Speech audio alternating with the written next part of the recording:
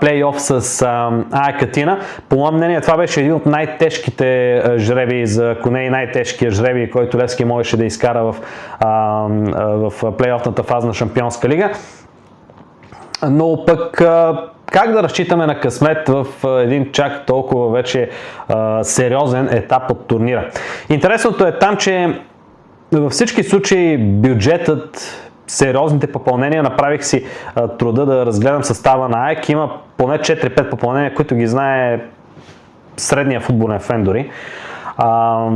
Много сериозен състав. Със сигурност индивидуалностите са така в полза на АЕК, въпреки че Левски в последните месеци привлече наистина много класни футболисти.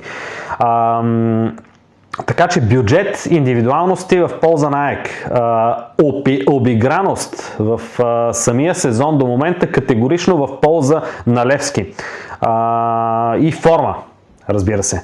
Защото това ще бъде първи матч на АЕК изобщо през сезона официален и кой вече е за Левски. Може би над 10 мача изигра Левски до момента.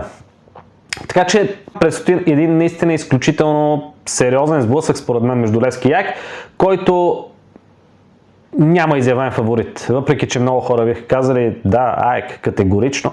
Не, аз не мисля така. Левски има своите абсолютно реални и близки до 50-те, може би, процента шансове срещу АЕК. Нещо, което така могат да се похвалят само сериозните отбори в